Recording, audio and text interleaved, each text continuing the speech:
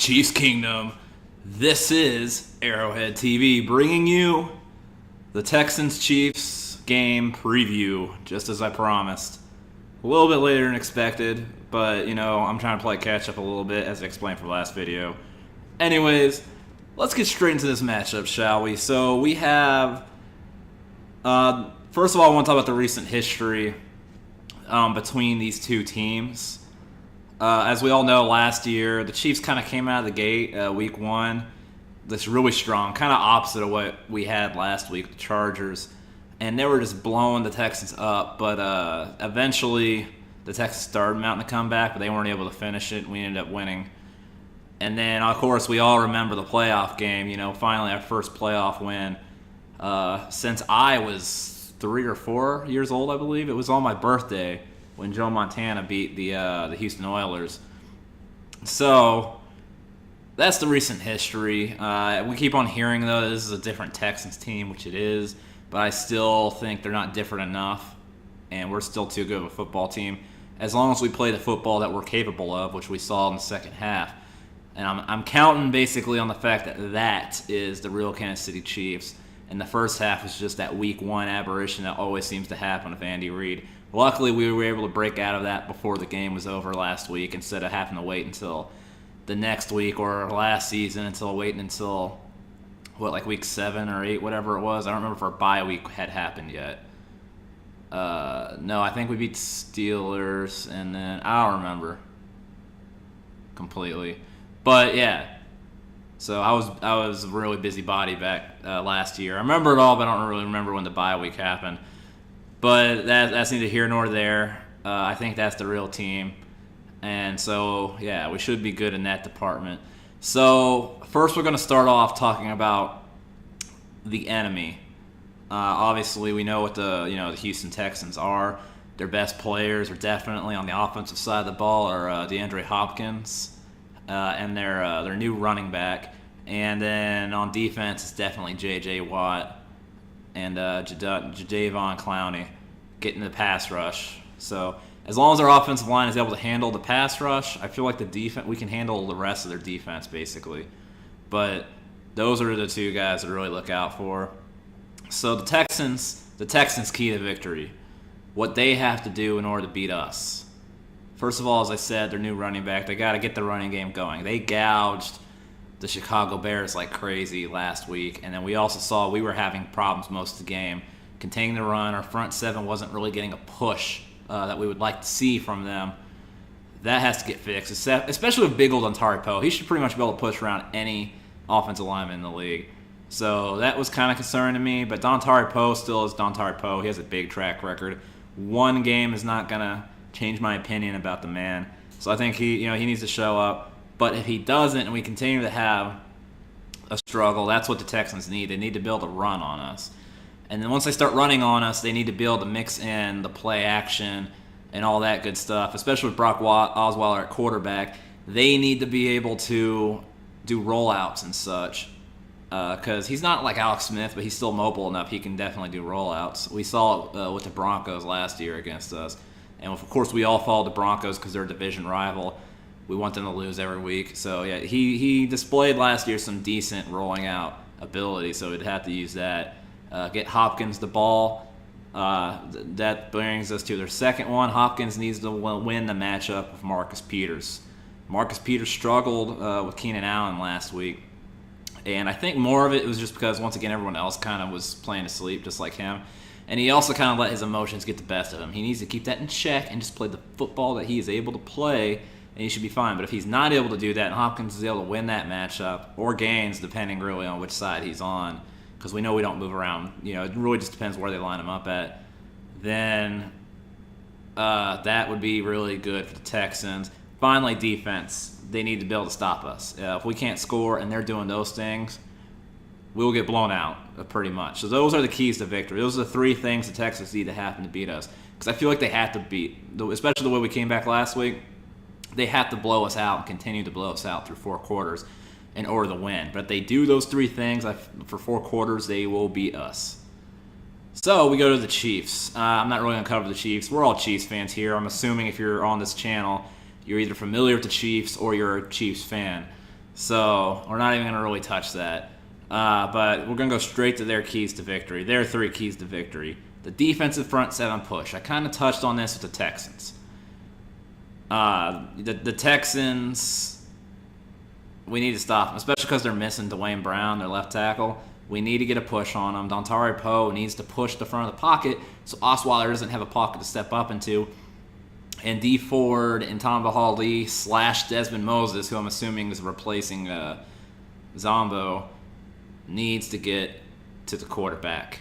We didn't do it last week. We need to do that. But I think if the front 3 get a push up the middle, I think that will really help the edge guys, because that means the quarterback has to stick in the back of the pocket. Phillip Rivers was able, because I saw a few plays, Houston and Hawley both pressured Phillip Rivers last week, but since there was no push up the middle, he was able to just step forward and up into the pocket, and then because the way they happen is, anyone who knows the Chiefs defense is the edge rushers come around on either side, and unfortunately that requires the quarterback to have to be able to stay back there so they can get to him. But if he steps up, that doesn't work.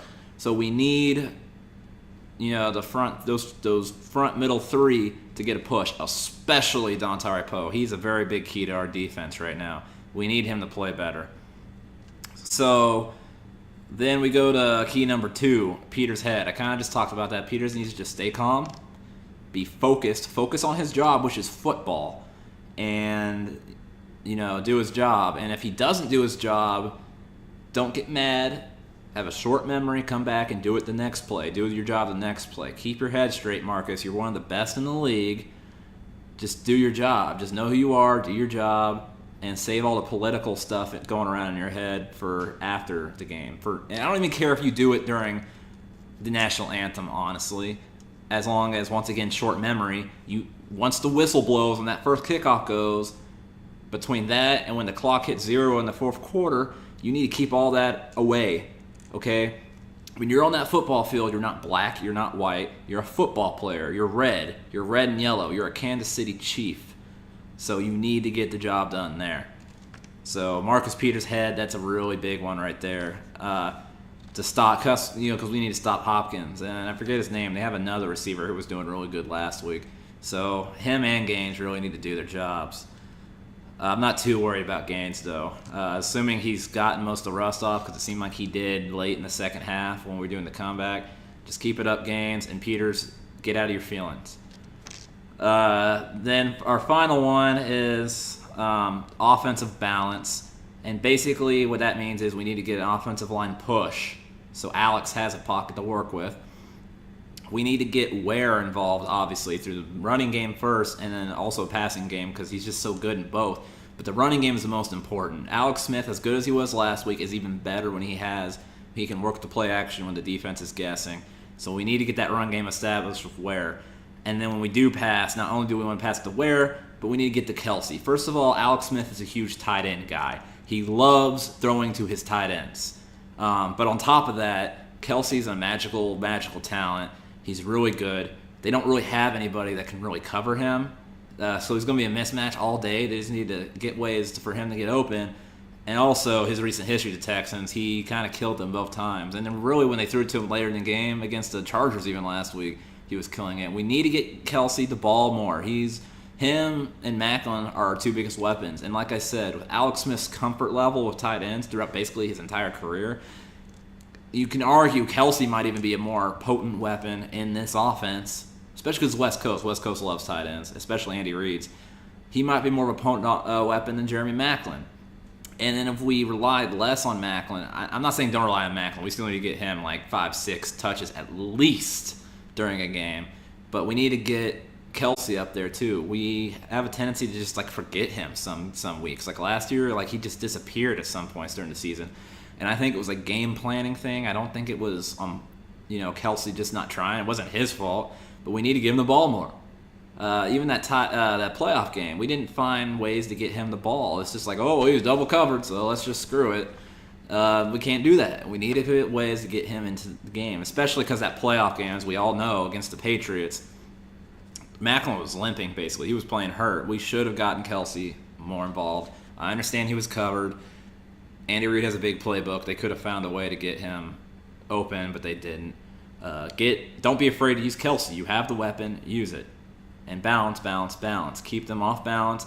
And the reason why the running game and not just a passing game like last week is so important is because we need to wear that defense out and keep the other offense on the sideline. Because Osweiler is still a somewhat young quarterback. So if you are able to get pressure on him and then you keep him on the sideline so he's never able to get into a rhythm, they won't do anything. Assuming you hold their running back also. So those are the 3 keys. If the Chiefs do that, I think we win by a landslide.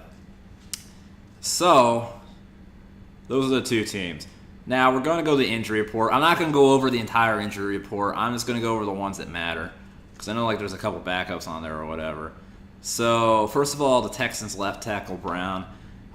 He's not going to be playing, and we went and got Moses back, and I'm assuming that's because Zombo really wasn't generating any pass rush at all. So we need Moses is going to be probably rotating in with Tom Bahali.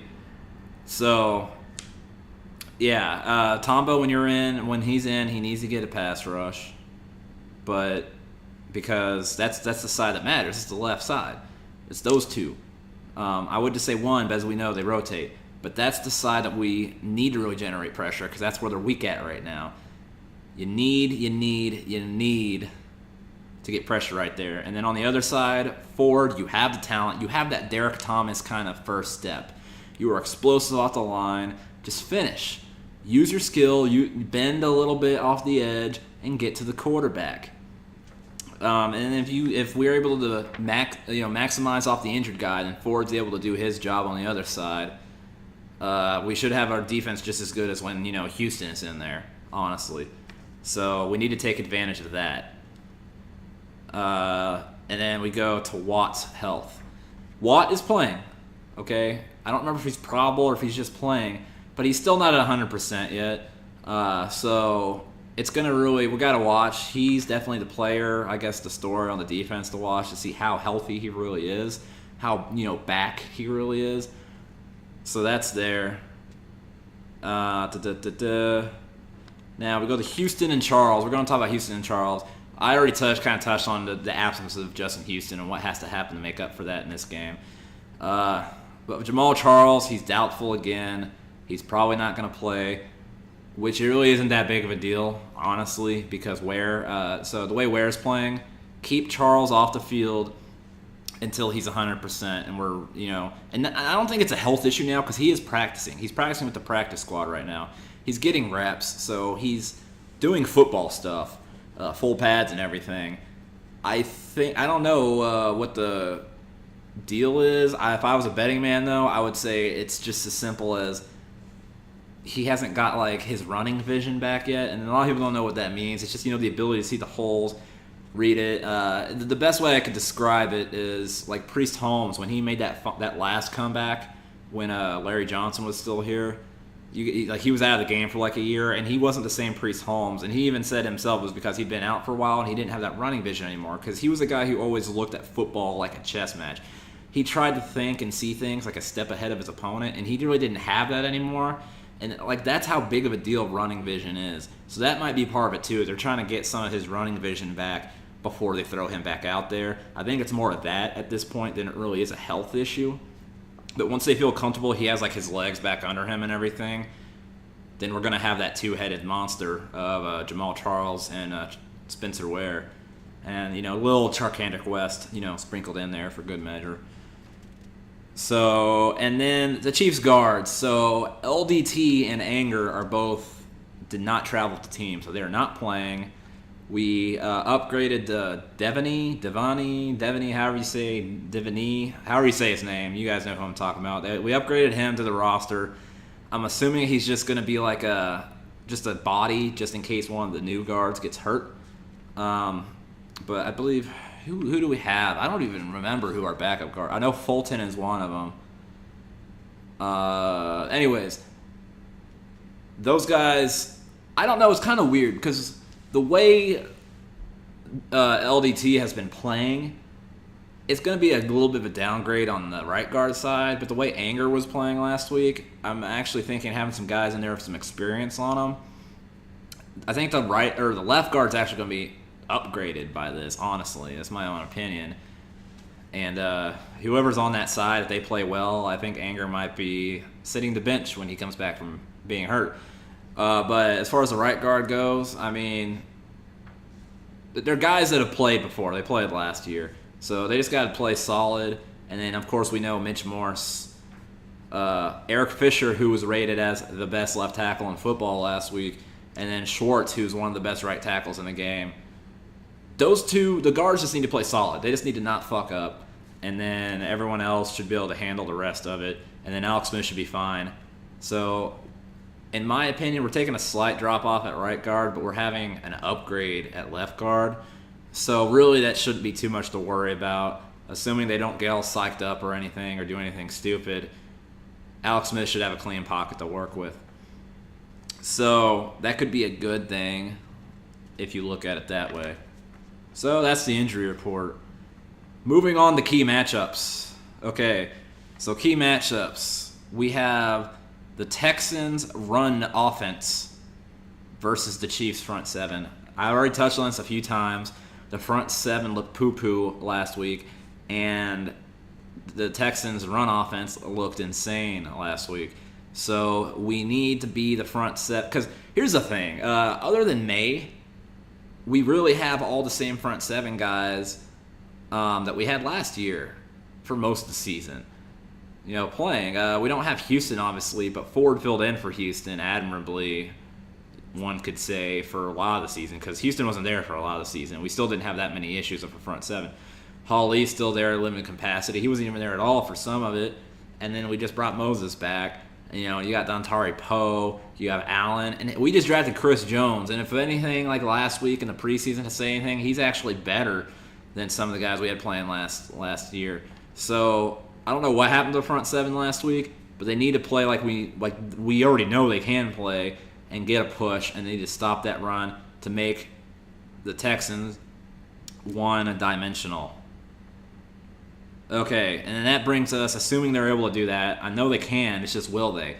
So assuming they do that, the next key matchup that I want to look at is, like I already touched on too, Peters and Hopkins.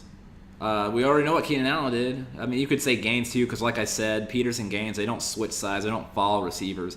It's just wherever the receiver lines up depends on which one covers them. They need I'm not going to say shut down Hopkins. I mean, that'd be great if they could, but it's DeAndre Hopkins. So I'm not, you don't want to ask for too much, but they need to at least slow him down and limit his big plays to a minimum and to like non-key situations. So, I mean, as long as the front seven gets to Osweiler, their job's going to be a lot easier. It's just, if the front seven plays better, the entire defense is going to play better. It all starts with them. The game is won and lost in the trenches at the line of scrimmage. So as long as they get a push, I'm not too worried about it, but it's still a key matchup, obviously, with a guy like DeAndre Hopkins to watch.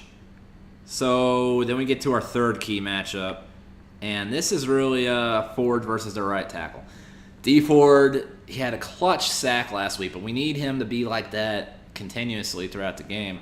He needs to make plays, especially with the injury they had to their left tackle.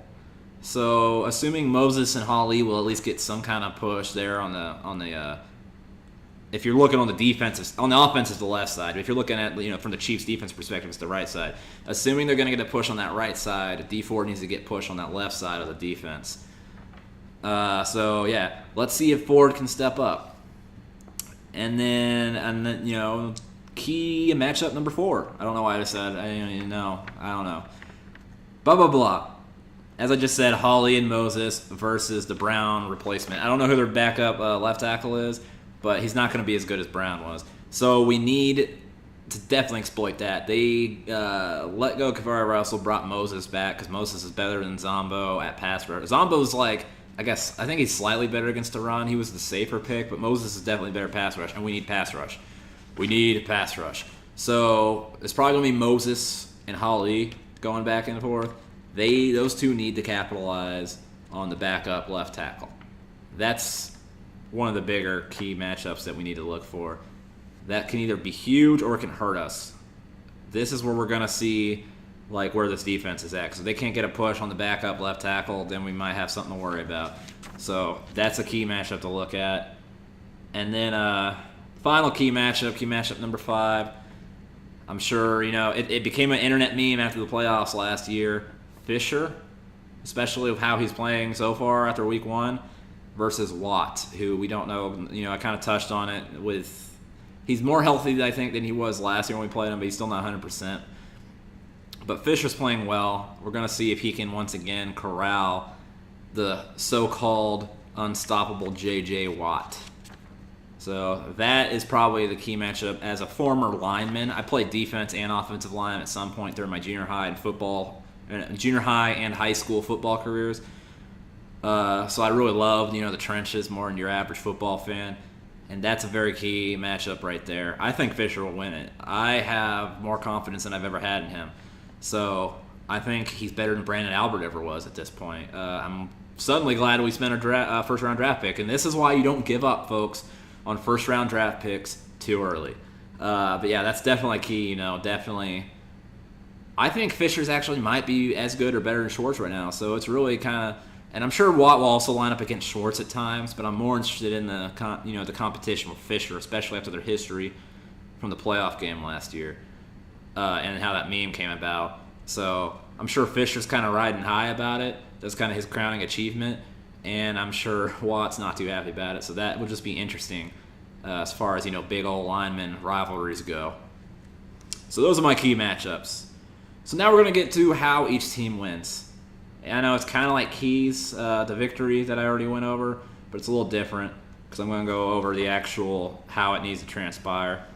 So for the Texans to win, they actually have a few more because the Chiefs are a better team talent-wise, and I feel like they're better coach and all that. They have one more thing they're going to have to accomplish, basically, than we do. So, as I already said, run dominance. They need to gouge us. They need to do what they did to the Bears and what the Chargers were doing to us. They need to do that to get us on our heels. And then once they have us on their heels, they need to start mixing in the play action, make sure to get Hopkins going, and he needs to beat Peters.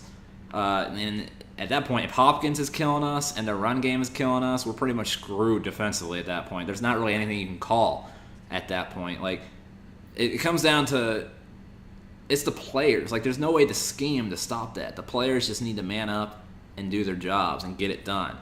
But if the Texans are able to accomplish that, we're pretty much screwed defensively. And then on offense, they need to limit Ware. They can't let Ware get going and make our offense one-dimensional. And when they do that, they need to get to Smith. Like, when Smith starts just passing all the time, they need to get to him. Contain him. Don't let him run because he will kill you if you let him do that. Just ask the Lions last year.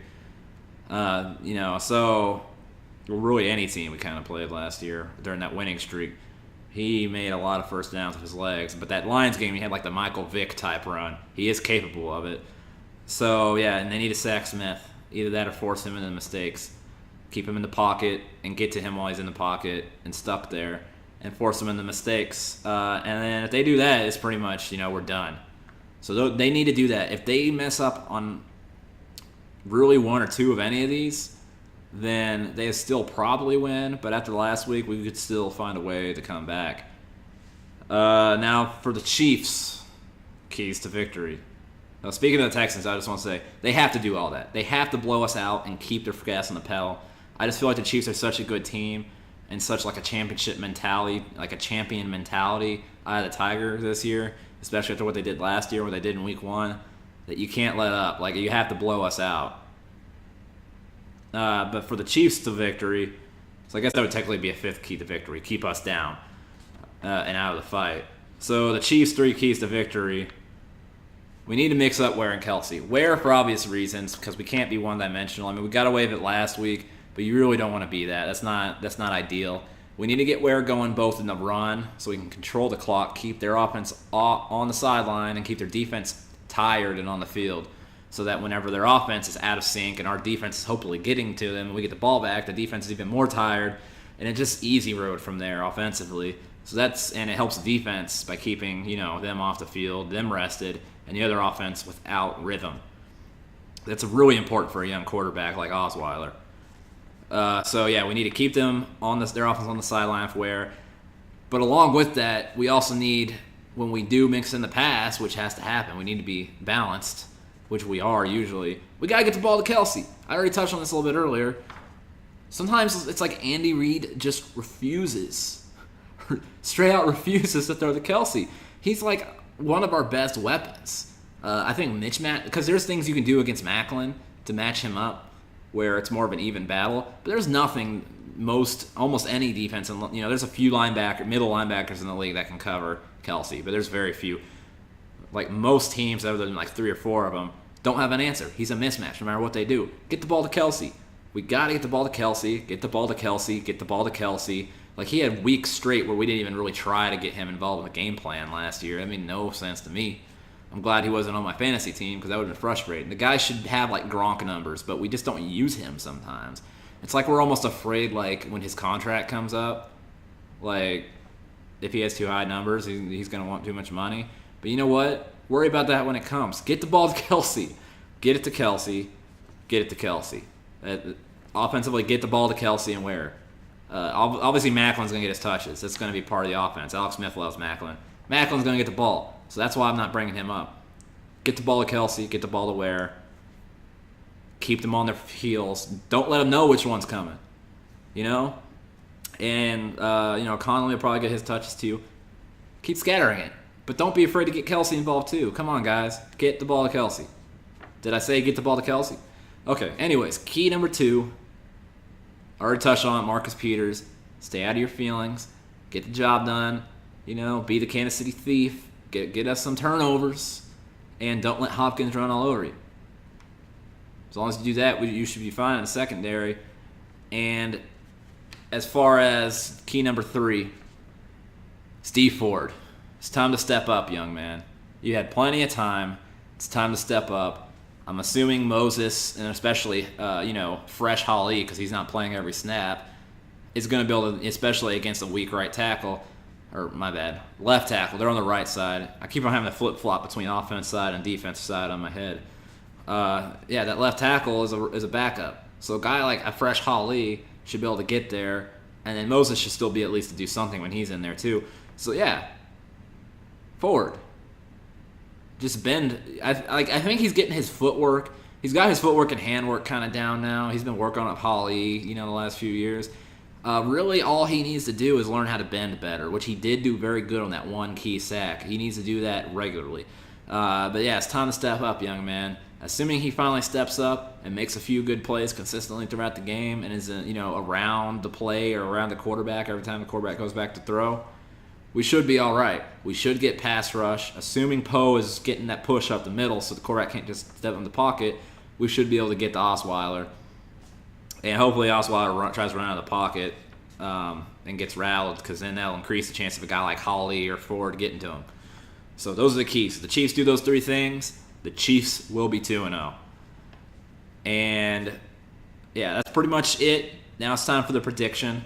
I predict the Kansas City Chiefs will win 28-19. The Texans will, I almost said Chargers. The Texans will make it a game. They will make it a game.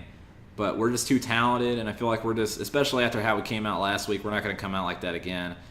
Hopefully the rest of the year, but especially not the game right after. And we're going to punch them in the mouth, especially because we already know we can do it. So for the most part, I know there's a few new players, but pretty much most of the defense is the same. And other than a running back and a quarterback, the offense is pretty much the same. So, yeah, I feel like it's going to be like within a touchdown late in the game. And then the Chiefs are either going to get a turnover or a stop and then score again, and then it's going to be like out of range at that point. And then we just shut the door, or as Mitch Holthus would say, we put the hammer down and we win, and we can all celebrate, and we'll have an awesome post-game video to talk about, and hopefully won't be frustrated at halftime tomorrow. So, that is the preview, my bad, not a review. That is the preview of the Kansas City Chiefs versus the Houston Texans, Week 2, 2016, the NFL schedule.